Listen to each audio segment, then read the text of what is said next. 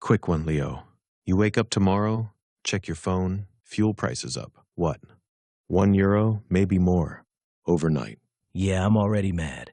Now imagine it's not inflation, not taxes, just one narrow stretch of water deciding to have a bad day. You're starting spicy again. Strait of Hormuz. Yeah, okay, cool. Anxiety unlocked. All right, we're live. Welcome back to the Conversation Lab. I'm Leo, slightly concerned that a place I can't even point to on a map is controlling my future grocery bill. And I'm Victor, here to connect that invisible dot to your wallet, your job, and probably your next flight ticket. Love that. Super comforting. Today's situation, ceasefire basically fading. Talks still happening, nobody trusting anyone. So, are we safe, or are we pretending to be safe? We're temporarily stable in a very unstable setup. That sounds like a chair with 3 legs. Exactly. You can sit, just don't lean. Okay, wait. Before we go deep, just confirm this for me. This isn't just US versus Iran, right? There's more people in this drama. Way more. Iran, the US, Israel, regional proxies like Hezbollah, the Houthis, plus Gulf countries quietly watching and calculating. So it's not a fight. It's a group chat with weapons. That's actually not a bad description. And the ceasefire? More like a pause button pressed after things got too close to spiraling. Back-channel deals through Oman. Some restraint on attacks. Everyone's stepping back just enough. And now that pause is ending? It's weakening. Iran's signaling they're done playing nice unless sanctions ease. So they're like, lift pressure or we raise the stakes. Exactly. All right, explain this straight thing properly, because important water still feels vague. At its narrowest, about 21 miles wide. That's smaller than I expected. And through that gap flows roughly 20 to 21% of the world's oil every day. That's insane. That's like one hallway feeding an entire building. And if that hallway gets blocked, even partially, everything backs up. So Iran doesn't even need to fully shut it down? No, that's the part people underestimate. They can lay naval mines, use fast attack boats, fire anti-ship missiles, seize or harass tankers. So basically, make it scary enough that nobody wants to pass. Exactly. And once insurance companies panic, shipping slows or reroutes. Reroutes where? Around Africa. Wait, that's far. Adds weeks. Costs millions per shipment. So everything gets delayed and more expensive. Welcome to global supply chains. Real-world example. Has this actually happened before, or is this all theory? 2019. Tanker incidents. Prices jumped around 15% in days. 15? Just like that? Just from fear. My friend Dave, he runs a trucking business. He was already complaining about diesel last year. Another spike like that, and he said he'd park half his trucks. That's exactly how it hits. Not abstract, real decisions. So people lose jobs because ships somewhere feel unsafe? That's the chain reaction. Okay, but hold on. The US produces a lot of oil now, right? Shale and all that. Why does it still care? Because oil pricing is global. It doesn't matter where it's produced. If supply tightens anywhere, prices rise everywhere. So even if your country is fine, you still pay more? Yes. Markets don't care about borders like that. That feels unfair. It's interconnected.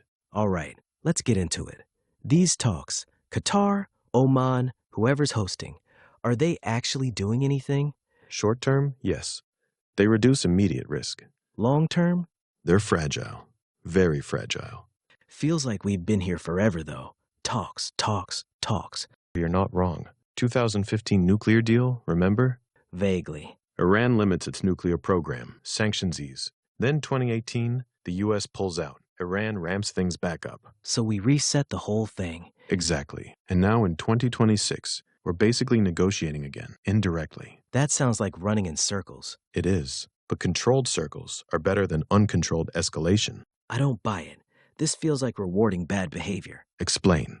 Iran threatens shipping, pushes nuclear stuff, and we're like, hey, let's ease sanctions if you calm down. That's incentive. That's one interpretation. What's the other? Without diplomacy, you risk something worse, like Israel launching strikes, Iran retaliating, Strait disrupted anyway, full regional conflict. So the options are bad and worse. Yes. That's not comforting. Okay, what about just hitting key sites? Missile bases, nuclear facilities, show strength. That sounds clean on paper. You don't think it works? History says it spirals. Look at Iraq, Afghanistan, even the tanker war in the 1980s. What happened there? Iran used cheap mines and tactics to damage much more expensive ships. Asymmetry. So billion-dollar ships versus, what, floating bombs? And the floating bombs still win sometimes. That's frustrating. All right, bring it home again. Normal person, not Dave the trucker this time, just anyone. Okay, if oil spikes hard, fuel prices jump, transportation costs rise, food prices follow, flights get expensive, inflation creeps back. So basically life gets tighter. Yes, and uncertainty increases. Jobs? Some sectors shrink, logistics, airlines, retail, others grow, energy, defense. So someone wins while someone else gets squeezed. That redistribution is rarely fair. You always go deeper than that, though. What about tech, creativity, all that? High energy costs make companies cautious. Risky investments slow down. So fewer startups? Fewer bold ones. Funding dries up faster. Creative stuff too? Yes, film, animation, experimental content. Anything that isn't essential gets cut first. So global tension quietly kills ideas. Or delays them. All right, be honest. What's the real risk right now? Not a full-scale war tomorrow, but a miscalculation. Like? A tanker hits a mine. A proxy group attacks a base. A missile lands where it shouldn't. And then? Escalation chain. So nobody plans the disaster, but everyone contributes to it. Exactly. Worst case, quickly. Strait disrupted. Oil spikes 40 to 60% fast. Markets drop. Inflation surges. Military responses escalate. Best case? Talks hold. Limited agreements. Shipping continues. Tension stays contained. So we're living between two timelines. Yes, and switching between them can be sudden. You know what hits me? People don't think about this until it's already affecting them. That's how these systems work. Invisible until impact. Like your Wi-Fi analogy again. Exactly. My cousin does Uber in California. Gas already eats his profits.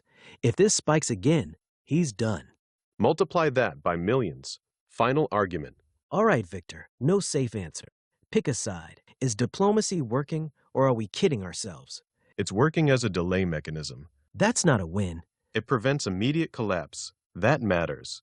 But doesn't fix anything. Correct. So we're just buying time? Yes. And hoping time somehow fixes things? Or gives space for a real deal. You sound skeptical. Because incentives on both sides still reward tension. So let me try sum this up. We've got a tiny 21-mile-wide strip of water, carrying like a fifth of the world's oil, sitting next to a country under pressure, surrounded by rivals, while global powers try to manage it. That's the situation.